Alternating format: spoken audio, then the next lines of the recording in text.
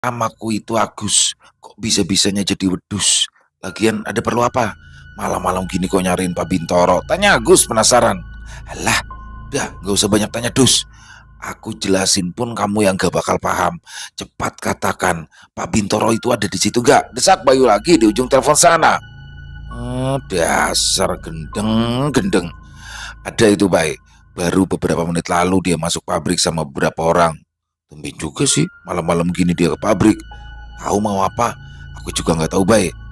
Eh, memangnya kamu perlu apa? Nyariin Pak Bintoro? Mau kasbon? Mau kutang duit? Ayo ngaku, balas Agus. Sesaat telepon pun hening, tak ada jawaban dari Bayu. Bayu, halo, Loha. Oh, bocah gendeng. Matiin telepon gak pamit dulu, gerutu Agus. Lalu Agus menaruh ponselnya di saku baju. Kemudian ia mengambil secangkir kopi yang terletak di meja, lalu mendekatkan cangkir itu ke bibirnya. Dan ketika dia akan menyeruput kopi itu, brak! Suara pagar pabrik yang tiba-tiba saja ambruk seolah seperti ditabrak oleh sesuatu yang sangat kuat. Agus seketika terkejut, ia sampai tersedak kopi yang baru saja diminumnya. Edian, asu, kaget, suara apa kui? Elah itu pagar kok bisa ambruk kayak gitu, ditabrak apa yo? Ucap Agus penuh keterkejutan. Lalu dengan tergopoh-gopoh ia keluar dari pos security-nya. Baru saja Agus menengok, tiba-tiba terlihat Bayu yang melesat dari luar pagar. Kemudian Bayu menabrak Agus hingga Agus berputar dan jatuh terjerembab. Ya, Bayulah yang telah merobohkan pagar itu, dan tampaknya Agus belum menyadarinya. Loh, apa tadi itu? Sekilas kok kayak Bayu ya? Tapi sekarang di mana dia? Tiba-tiba ngilang gitu aja. Apa setan ya? Gumam Agus kebingungan. Dia masih termangu di dekat pagar yang ambruk sambil garuk-garuk kepala. Sedangkan Bayu, ia terlihat berlari dengan sangat cepat, tampak tidak memperdulikan Agus yang masih kebingungan. Tak lama kemudian, dia telah sampai di depan lobi pabrik itu, kemudian masuk ke lobi, lalu naik melalui tangga menuju ke ruang direksi di lantai 2. Dia tahu, pasti kelima orang itu sedang berada di ruang direksi. Sesampainya di depan ruang direksi, Bayu melihat pintu kaca ruangan itu tertutup rapat. Meskipun sebenarnya pintu itu tak terkunci dan bisa dibuka dengan mudah, namun agar tampak keren dan sangar, Bayu mengambil ancang-ancang dan menabrak pintu kaca itu. Lalu, prang! Suara pintu kaca itu pecah, berhamburan ditabrak oleh Bayu. 5 pasang mata yang berada di dalam ruangan itu seketika menyorot tajam ke arah pintu yang ditabrak oleh Bayu. Ya, mereka adalah 5 iblis dari Timur Jawa. Mereka seperti sengaja berkumpul di pabrik Bintoro, seolah mereka tahu jika Bayu akan mendatangi tempat itu. Bajingan kalian semua. Berani-beraninya kalian menghabisi warga Randu Gunting dengan cara pengecut. Kalian semua tidak layak disebut sebagai 5 iblis dari Timur Jawa. Ganti saja gelar kalian. 5 banji yang tidak punya anuan. Ledek Bayu dengan kasar. Ucapan Bayu membuat Gianto meradang. Ia lekas berdiri menatap Bayu dengan tatapan tajam penuh kemarahan. Sedangkan keempat saudaranya masih tampak santai dan masih menikmati minuman mereka. Mereka sepertinya tak mempedulikan ucapan Bayu. Bocah ingusan, besar juga nyalimu, sudah berani datang kemari. Ya, tapi bagus. Jadi aku tak perlu repot-repot mencarimu, bocah gemblung. Kau dengan keji telah berani membunuh peliharaanku. Bajingan, ingin sekali aku sekarang langsung mencincang tubuhmu, biar modar tak bersisa. Brengsek, gertak Gianto dengan penuh kemarahan. Peliharaan? Memang peliharaanmu apa? Sapi, wedus? Perasaan aku tidak pernah bunuh sapi atau wedus. Tanya Bayu penasaran. Alah, jangan pura-pura linglung, bocah sableng. Kau sudah masuk tanpa izin ke restoranku, lalu kau bunuh genderuwo peliharaanku, kan? Jawab Gianto penuh kemarahan. Oh alah, peliharaan kok genderuwo, aneh. Wajahnya jelek, repotin lagi. Dan parahnya, kamu itu kok malah ngasih makan si gendruwo itu dengan anak perempuanmu sendiri.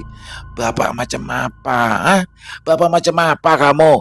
Bapak tae, sahut Bayu dengan nada kesal. Ucapan Bayu ini membuat Gianto semakin meradang. Ia lalu melesat sambil menghunus pedangnya. Gianto mengibaskan pedangnya dengan kuat ke arah Bayu, namun Bayu dengan cepat menghindarinya. Ia lalu bersalto ke arah belakang beberapa kali, menghindari sabetan pedang yang berbahaya dari Gianto. Bayu lalu berdiri tegak menghadap Gianto. Ia terdiam sejenak, seolah seperti masih mengukur jarak yang tepat untuk melakukan serangan. Kemudian Bayu mulai memantapkan kuda-kudanya. Ia menarik nafas dalam. Tatapan matanya tajam, terlihat bersiap untuk menyerang. Lalu telapak kakinya mengetak dengan kuat di lantai. Bayu melesat cepat menuju ke arah Gianto.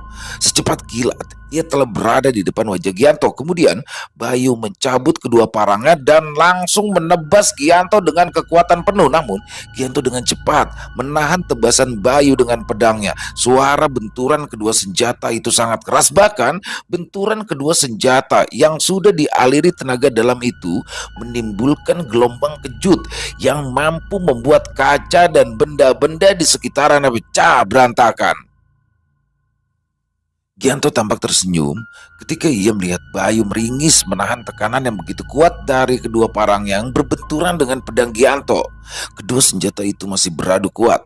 Suara decitan besi yang bergesekan pun terdengar nyaring. Tangan Bayu mulai bergetar hebat menahan pedang Gianto yang masih menekan dengan kuat kedua parangnya. Bayu tahu, lengah saja sedikit, pedang Gianto itu akan melukainya.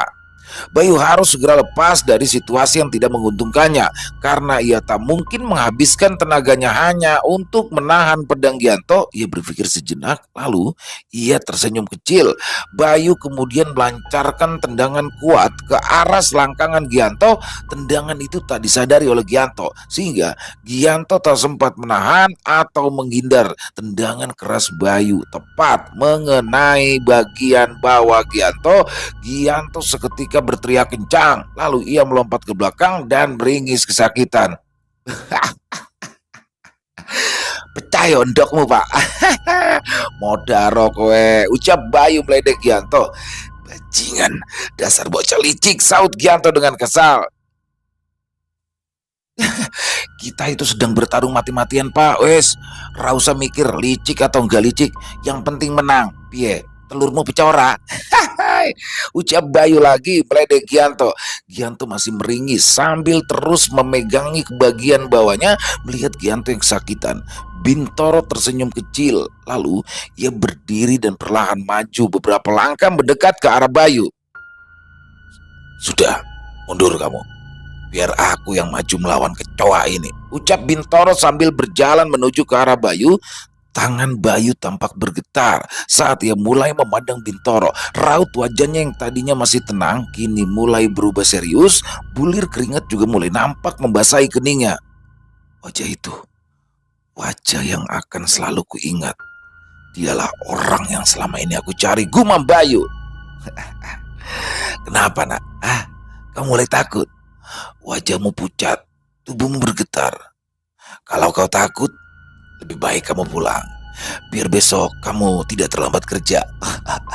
Mumpung aku lagi baik, aku tidak akan memecatmu, ucap Bintoro meremehkan Bayu. Per hari ini aku mengundurkan diri dari pabrikmu, Pak Bos. Buat apa? Buat apa aku kerja ngikutin orang bejat kayak kamu? Mending aku nganggur, lebih bebas. Balas Bayu. Bagus, bagus. Berarti kalau aku membunuhmu malam ini, aku tidak perlu membayar santunan ke keluargamu. Timpal Bintoro. Aku juga butuh duitmu, Pak. Lagian aku itu ndak punya keluarga. Wes lah, ra usah kakean cangkem. Ayo kita buktikan sopo sing mati malam ini. Jawab Bayu ketus. Kamu itu tidak bisa mengukur kekuatanmu sendiri. Baiklah, ayo Ayo serang aku. Aku ingin melihat apakah parang tumpulmu itu bisa melukaiku, ucap Bintaro sambil berposisi pasrah dan mempersilahkan Bayu untuk menyerangnya. Melihat hal itu, wajah Bayu tampak kesal dan penuh dengan amarah. Dia seolah seperti diremehkan oleh Bintaro. Tatapan mata Bayu kini semakin tajam dan penuh amarah, seolah dia seperti memiliki dendam pribadi terhadap Bintaro. Bayu jelas tak ingin menyanyiakan kesempatan ini. Lalu dia mengambil nafas dalam-dalam dan bersiap mengeluarkan salah satu jurus andalannya. Tebasan angin topan membelah lautan, gumam Bayu pelan, lalu dia memutar-mutar kedua parangnya hingga tak lama kemudian angin besar menerjang ruangan direksi tersebut. Terjangan angin besar itu membuat banyak benda dan juga kertas-kertas berterbangan lalu jatuh berserakan.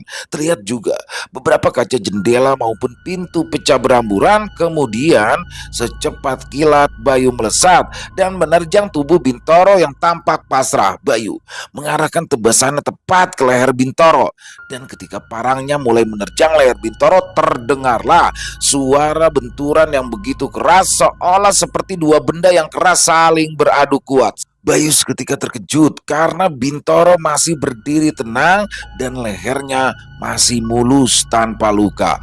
Bayu juga mulai merasakan leher itu begitu keras, melebihi kerasnya besi. Ah, kau tahu, Leh. Kau tahu sekarang perbedaan kekuatan kita, ha? Ucap Bintoro sambil tersenyum kecil. Bayu kemudian mundur lagi beberapa langkah. Ia bersiap mengeluarkan jurus lagi, mencoba mengatur nafas dan berusaha untuk tidak panik. Oh, ya. Kau mau coba lagi? Monggo. Monggo silakan. Ini leherku. Nih. Ayo, coba kamu tebas lagi. Lebih kuat. Yang tadi itu hanya geli-geli saja. Ucap Bintoro mencoba menghancurkan mental Bayu. Bayu bersiap lagi. Ia mencoba untuk tidak mempedulikan provokasi dari Bintoro. Ia mengambil nafas dalam-dalam. Tangannya semakin erat mencengkram gagang parangnya. Jurus angin dingin membelah kabut, ucap Bayu pelan, lalu ia melesat dengan cepat menyerang Bintoro. Dan kali ini ia menggunakan seluruh kekuatannya hingga beberapa benda di sekitarnya ikut membeku saat ia melesat cepat menyasar leher Bintoro. Putus lehermu bajingan, teriak Bayu. Kemudian ia menebas leher Bintoro dengan jurusnya. Bayu terdiam sesaat ketika parangnya beradu dengan leher Bintoro. Lagi-lagi leher Bintoro masih tidak tergores, namun justru kedua parang Bayu perlahan membeku menjadi es lalu hancur berantakan. Kini Bayu tidak memiliki senjata lagi. Ia terkejut bukan kepalang, tubuhnya bergetar. Baru kali ini dia merasakan ketakutan mulai menggelayuti jiwanya. Bayu kemudian jatuh terduduk tak berdaya di depan Bintoro yang masih berdiri tegak di hadapannya. Hancur sudah mentalmu, Lele. Kau tahu kan bahwa perbedaan kita itu begitu jauh. Kau terlalu naif. Matamu harusnya melihat dunia ini masih banyak di luar sana yang jauh lebih kuat daripada kamu atau bahkan dariku. Kau tahu, Le, dunia ini adalah milik mereka yang punya kekuatan, dan orang-orang yang lemah harus siap untuk tersingkir dan mati membusuk. Ucap Bintoro sambil tertawa terbahak-bahak. Bayu hanya terdiam. Sejenak ia berpikir. Lalu ia melihat ada kesempatan untuk bisa menyerang Bintoro. Bayu yang terduduk di bawah Bintoro melayangkan pukulan kuat secara tiba-tiba ke arah kemaluan Bintoro. Namun Bintoro tidaklah sebodoh Gianto yang bisa terkena serangan dari Bayu. Bintoro tampak sudah mengetahui trik Bayu. Dengan cepat Bintoro menendang kepala Bayu dengan keras. Sebelum Bayu dapat menyerangkan pukulannya, Bayu langsung terpental saat ditendang oleh Bintoro. Tubuhnya membentur tembok hingga tembok itu sedikit retak karena kuatnya tendangan Bintoro. Bayu bangkit tertatih. Ia lalu terbatuk-batuk sambil memegangi dadanya. Baiklah. Terpaksa aku harus menggunakan ajian lebur saketi. Bodoh amat. Meskipun setelah itu aku kehabisan energi, yang penting aku bisa memberinya serangan telak, gumam Bayu dalam hati. Bayu lalu berdiri dengan tertatih. Dia mulai berkonsentrasi sambil mengepalkan tangannya ke atas. Bayu menyalurkan seluruh kekuatannya ke tangan kanannya. Seketika bertiup angin yang begitu kencang ke dalam ruangan itu. Bahkan angin kencang juga tampak terlihat di luar ruangan hingga di area halaman pabrik. Petir juga mulai terdengar bersautan. Sesekali petir masuk ke dalam ruangan dan menyambar tangan Bayu. Wajah Bintoro tampak serius kali ini. Ia menyadari bahwa ajian yang akan dilesatkan oleh Bayu kali ini tidak main-main. Bintoro, hati-hati, ini berbahaya, ucap Hardi yang kini juga nampak serius menatap ke arah Bayu. Ya mas, aku tahu. Ternyata bocah ini tidak selemah yang aku kira, balas Bintoro setelah dirasa cukup menghimpun kekuatan. Bayu lalu melesat menuju ke arah Bintoro. Tangannya mengepal. Ia siap melepaskan ajian lebur saketi yang sangat kuat. Bintoro tak nampak menghindar. Ia berkuda-kuda bersiap untuk menahan pukulan Bayu. Bayu semakin mendekat ke arah Bintoro. Bintoro hanya tersenyum kecil, sepertinya ia telah memiliki rencana tersendiri untuk melawan pukulan Bayu. Keluarlah kali gundil, teriak Bintoro. Kemudian asap hitam mengepul dan dengan cepat membentuk sesosok genderuwo yang begitu besar. Genderuwo itu berdiri tegak di depan Bintoro, melindungi Bintoro dari serangan Bayu. Dia siap mengorbankan tubuhnya untuk melindungi Bintoro. Matanya merah menyala, menatap nyalang ke arah Bayu. Bayu tercekat, dia terlanjur melesat menyerang Bintoro dan ia tak bisa menghentikan serangan itu. Alah taek genderuwo asu, serangan aku bakalan sia-sia nih, sial, gerutu Bayu. Namun dia tak punya pilihan lain. Dia tetap melaju, kemudian memukul genderuwo itu dengan ajian lebur saketi. Genderuwo itu seketika roboh setelah menerima pukulan lebur saketi dan tubuhnya perlahan hancur berantakan di atas lantai, dibarengi dengan suara rangan dari makhluk itu yang begitu memilukan. Bayu mendarat ke lantai ruangan dengan terengah. Energinya habis. Namun apa yang ia lakukan kini sia-sia. Bintoro masih tampak tenang dan tersenyum kecil. Pukulanmu mengerikan juga ya. Untung saja peliharaanku rela mati untukku. Tapi tidak apa-apa, aku bisa mencari makhluk lain untuk jadi peliharaanku, ucap Bintoro sambil tertawa. Sial, aku butuh istirahat ini untuk memulihkan energiku. Aku belum sepenuhnya bisa mengendalikan pukulan lebur saketi, sehingga pukulan itu sangat menguras energiku. Duh, mataku mulai kunang-kunang. Walah, bahaya iki, gumam Bayu dalam mati. Bayu kemudian ambruk di lantai. Tubuhnya terasa lemas, tangan dan kakinya hampir tak bisa lagi digerakkan. Waduh, kayaknya aku bisa beneran mati nih. Sial, gumam Bayu lagi. Kemudian Bintoro berjalan perlahan menghampiri Bayu. Setelah mereka sangat dekat, Bintoro kemudian menjambak rambut Bayu dan mengarahkan wajah Bayu dengan kasar ke hadapannya. Menyedihkan sekali nasibmu nak. Baik, aku akan berbaik hati padamu. Aku akan menghabisimu dengan cepat. Mas, tolong lemparkan pedang itu padaku, teriak Bintoro kepada Suryo. Kemudian Suryo melempar pedang Bintoro dan ditangkap dengan tepat. Bintoro semakin mendekatkan wajahnya kepada Bayu. Ia menatap wajah Bayu dengan senyuman licik. Terlihat wajah Bayu kali ini nampak lemas tak berdaya. Baiklah Le, aku ini orang yang baik hati. Nah sebelum kamu mati, kamu ingin ngomong apa? Ayo katakan saja, tidak usah sungkan, tanya Bintoro. Bayu terlihat menggerak-gerakkan mulutnya seolah ingin mengatakan sesuatu. Bintoro pun semakin mendekati wajahnya ke wajah Bayu dan tiba-tiba Bayu meludahi wajah Bintoro. Bintoro pun terkejut. Ia tidak menyangka Bayu berani meludahinya. Ia lalu mengusap air liur yang membasahi wajahnya. Bintoro tampak sangat marah. Ia melampiaskan kemarahannya dengan menonjok wajah Bayu beberapa kali hingga wajah Bayu memar dan membiru. Bintoro menghempaskan kepala Bayu ke lantai dengan kasar, kemudian menginjaknya dengan telapak kakinya. Bintoro bersiap menghunus pedang.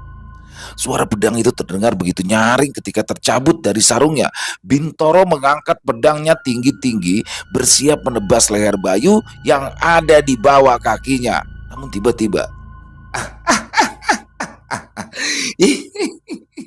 Bayu tiba-tiba tertawa terbahak-bahak. Bintoro keheranan saat mendengar Bayu tertawa terbahak-bahak. Kenapa kamu ketawa gitu bocah gendeng? Tanya Bintoro.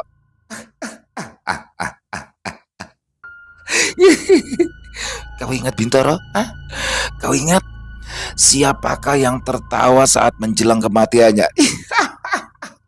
Ucap Bayu tegas. Bintoro terdiam sejenak, lalu matanya tampak membulat, seolah ia mengingat sesuatu. Hah?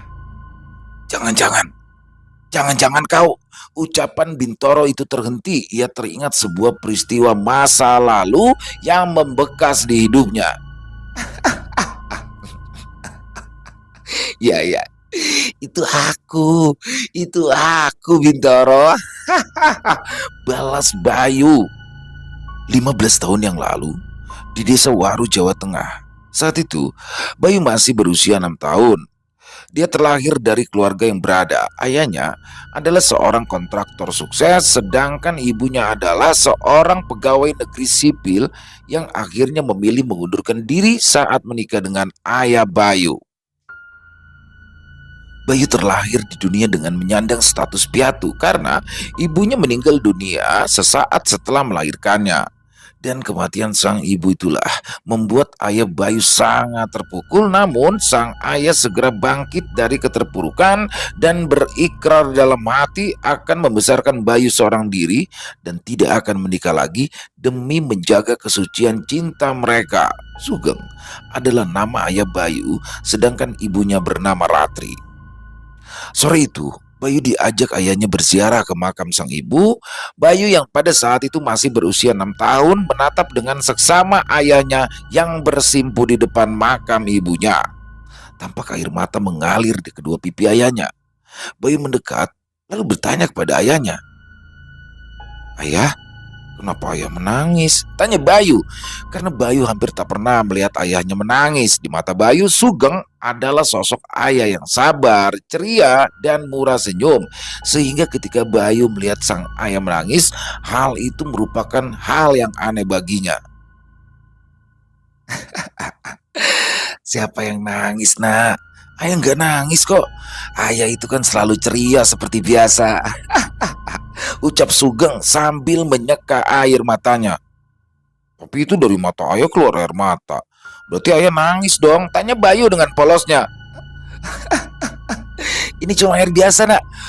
Mungkin tadi kena iler burung yang lagi terbang di atas ayah," balas Sugeng sambil garuk-garuk kepala. Gitu ya, jawab Bayu polos. Sugeng pun tersenyum kecil melihat kepolosan Bayu. Ia mengusap-ngusap rambut anak semata wayangnya tersebut dengan sangat lembut. "Nah, dengar ayah ya. Laki-laki itu tidak akan menangis meskipun tubuhnya terluka, terkena sakit parah, atau bahkan kehilangan banyak harta. Laki-laki hanya akan menangis jika ia kehilangan orang yang dicintainya. Jadi, mulai sekarang, Bayu harus berjanji pada ayah untuk tidak menangis apapun yang terjadi. Kalau Bayu sedang takut atau panik, tertawa saja, tertawa dengan keras. Maka nantinya semua ketakutan kita akan hilang," ujar Sugeng memberikan nasihat. Bayu tersenyum mendengar ucapan ayahnya, lalu dia tertawa. Suara Bayu tertawa terdengar sangat keras. Nah, gitu. Kita itu tertawa saja yang keras, maka semua masalah kita itu akan hilang. Biarin saja orang bilang kita gendeng, edan, raurus, alias nggak peduli, ucap Sugeng. "Iya ya, tapi ayah tahu nggak kenapa tadi Bayu tertawanya keras ya?" ucap Bayu lirih dengan wajah sedih. Sugeng tersenyum, lalu ia merendahkan badannya hingga wajahnya berhadapan-hadapan dengan wajah Bayu. "Kenapa, nak? Ceritakan pada ayah," tanya ayahnya dengan suara lembut. "Kata ayah kan kalau lagi takut atau panik, kita harus tertawa biar ketakutan atau kepanikan kita hilang. Bayu, Bayu sedang takut ya. Bayu, Bayu takut sendirian di dunia ini ya. Bayu takut suatu saat ayah ninggalin Bayu sendirian, seperti ibu yang sudah ninggalin kita," ucap Bayu, lalu ia meneteskan air mata. Sugeng tak bisa berkata-kata lagi, matanya mulai berkaca-kaca. Ia tersenyum, tapi sambil mengeluarkan air mata, lalu ia mendekat dan memeluk Bayu dengan erat. Beberapa hari berselang, Sugeng menangkan sebuah tender proyek dari pemerintah. Hal itu membuat para pesaingnya iri, dan salah satu orang yang paling iri atas kesuksesan dari Sugeng adalah Giman. Giman adalah seorang kontraktor seperti Sugeng. Dia sangat ambisius dan ingin memenangkan tender proyek yang bernilai besar dari pemerintah. Dan dia marah besar ketika proyek itu jatuh ke tangan Sugeng. Amarah yang memuncak membuat ia bertekad melakukan apapun demi menghancurkan Sugeng. Meskipun saat di depan Sugeng dia tampak baik dan juga ramah, tapi ternyata ia menyimpan bara api kemarahan yang meluap-luap di dalam hatinya. Selamat ya Geng, kamu menang proyek ini. Mudah-mudahan semuanya lancar ya, ucap Giman. Amin. Sama-sama Mas E. Nanti kalau aku keteteran, aku boleh kan ambil jatah anak buahmu? Ya biar sama-sama jalan kita, jawab Sugeng ramah. Tenang, aku pasti mendukungmu Geng, ucap Giman. Kemudian ia melanjutkan ucapannya dengan sangat lirih. Mendukungmu untuk cepat modiar, ucapnya dengan sangat lirih hingga hampir tak terdengar oleh dirinya sendiri. Tak ingin membuang waktu, Giman mendatangi dukun kepercayaannya untuk mengirimkan santet kepada Sugeng. Namun di luar dugaannya, Sugeng tak bisa ditembus oleh santet apapun karena ternyata Sugeng bukanlah orang biasa. Dia memiliki ilmu kanuragan dan juga ilmu bela diri yang cukup mumpuni. Mengetahui usahanya sia-sia, Giman hampir putus asa hingga suatu hari ia bertemu dengan salah seorang temannya yang juga seorang pebisnis kaya dari Jawa Timur. Giman menceritakan keluh kesahnya kepada temannya tersebut. Lalu pria itu memberikan saran kepada Giman untuk menjawab pembunuh bayaran saja, dan yang direkomendasikan oleh temannya adalah 5 iblis dari Timur Jawa. Saat itu kelompok 5 iblis dari Timur Jawa belumlah sekaya sekarang. Saat itu mereka masih menjadi pembunuh bayaran dan belum memiliki banyak bisnis. Singkatnya, Giman pun mendatangi markas 5 iblis dari Timur Jawa dan menawarinya pekerjaan untuk bisa membunuh Sugeng. Kelompok pembunuh bayaran itu langsung menerima tawaran dari Giman karena Giman menjanjikan bayaran yang cukup besar untuk kepala Sugeng. Baik, baik, kami akan bekerja untukmu, ujar Hardi kepada Giman. Bagus, habisi keparat itu dan juga keluarganya. Aku muak melihat orang itu, senyumnya sok ramah, membuatku jijik, balas Giman. Setelah membahas tentang detail rencana mereka, Giman pun lalu pergi meninggalkan markas 5 iblis tersebut. Mas Hardi kan ada tugas dari orang lain. Saudara yang lain juga sama. Jadi biar aku saja ya yang menjalankan tugas ini, ujar Bintoro kala itu. Loh, usulmu boleh juga Toro. Baiklah, kau boleh pergi sendiri. Tapi ingat, hati-hati. Karena lawanmu ini bukanlah orang sembarangan. Aku akan mengutus beberapa anak buah untuk mendampingimu, balas Hardi. Terima kasih Mas. Aku akan menjalankan tugas ini dengan sebaik-baiknya. Aku yakin, aku sendirian pun mampu mengatasi semuanya, ucap Bintoro lagi. Baik, tapi aku punya sesuatu untukmu. Bawalah ini. Siapa tahu berguna. Karena aku yakin Sugeng bukanlah orang yang sembarangan, balas Hardi sambil memberikan sebuah bungkusan dari kain putih kepada Bintoro. Bintoro pun menerima bungkusan itu. Ia memandanginya sejenak lalu menyimpan bungkusan itu di saku celananya. Bintoro mengangguk pelan, lalu ia segera bersiap pergi ke Jawa Tengah untuk membunuh Sugeng. Malam yang direncanakan untuk membunuh Sugeng pun tiba. Tepat jam 12 malam, Bintoro dan kelima anak buahnya mendatangi rumah Sugeng. Mereka sudah mengenakan topeng tengkorak dan baju hitam khas 5 iblis dari Timur Jawa ketika beraksi. Keenam orang tersebut kini telah berdiri di depan pagar rumah Sugeng. Matikan saklar listrik rumah itu cepat, perintah Bintoro kepada salah satu anak buahnya. Salah satu anak buahnya kemudian berjalan mendekat ke pagar rumah Sugeng dan berusaha naik ke atas pagar untuk menjalankan perintah Bintoro. Belum sempat ia turun ke halaman rumah Sugeng, tiba-tiba saja suara pukulan keras menghantam tubuh anak buah Bintoro dan kemudian terhempas lalu terjerembab ke tanah. Bintoro terkejut melihat anak buahnya terjerembab dan pingsan di tanah. Pukulan itu sangat kuat hingga membuat anak buah Bintoro yang cukup terlatih dan cukup kuat itu pun seketika jatuh pingsan. Bintoro mengalihkan pandangannya, mencoba mencari tahu siapakah yang sudah memukul anak buahnya itu. Kemudian terdengarlah suara raungan yang mirip suara raungan binatang buas di hadapan Bintoro. Dan kini Terlihatlah sesosok makhluk tinggi besar berkepala botak, tubuhnya berwarna hijau dengan memanggul gada besar di pundaknya, berdiri di depan pagar rumah Sugeng. Dialah penjaga gaib rumah itu. Dia muncul dan akan menyerang siapapun yang berniat jahat kepada penghuni rumah. Bajingan, rumah ini dijaga buto ijo. Aku harus segera menghabisinya nih sebelum dia bisa menghabisi anak buahku, gumam Bintoro dalam hati. Bintoro pun maju selangkah dan menatap makhluk yang begitu besar yang ada di hadapannya. Kalian semua tetap di situ. Jangan ada yang berani melawannya. Biar aku sendiri yang menghadapinya, perintah Bintoro. Kemudian tanpa basa-basi, buto ijo itu mengayunkan gadanya ke arah Bintoro. Namun Bintoro dengan cekatan menghindarinya. Gada itu menghantam tanah dengan keras hingga getaran tanah dapat dirasakan oleh para anak buah Bintoro. Bintoro yang melesat ke arah atas lalu menusukkan pedangnya ke arah wajah buto ijo. Namun usahanya sia-sia karena ternyata kulit makhluk itu begitu keras. Ujung pedang Bintoro yang bergesekan dengan kulit makhluk itu hanya mengeluarkan percikan api, namun tak mampu menggores kulit si buto ijo. Bintoro kembali turun ke tanah. Dia ternganga. Dia tidak menyangka jika penjaga gaib di rumah Sugeng begitu kuat. Dia bisa saja mengeluarkan ajiannya untuk melawan makhluk itu. Namun dia harus bisa menghemat energi untuk mengantisipasi apabila nanti Sugeng melakukan perlawanan. Di sela kebuntuannya, Bintoro mengingat bungkusan kain putih yang diberikan oleh Hardi. Bintoro pun lalu mengambilnya. Ia membuka bungkusan itu sejenak, melihat isi bungkusan kain putih tersebut. Setelah tahu isi bungkusan itu, Bintoro pun tersenyum kecil. Tampak dari matanya menyiratkan kemenangan.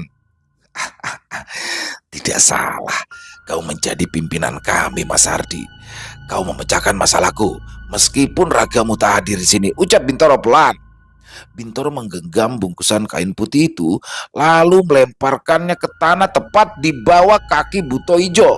Modir kamu buto sialan, teriak Bintoro. Seusai melemparkan bungkusan tersebut, si buto tampak masih berdiri kokoh di depan pagar. Kemudian dia merasakan ada sesuatu yang aneh di bawah kakinya. Ya, tanah yang ia injak itu seolah mencair seperti lumpur. Kemudian perlahan tubuhnya ambles masuk ke dalam tanah. Buto itu mengerang dengan suara parau yang mengerikan, tapi dia tak bisa keluar dari lumpur yang menjeratnya dan terus menelan tubuhnya hingga tak lama kemudian seluruh tubuhnya telah menghilang tertelan oleh lumpur.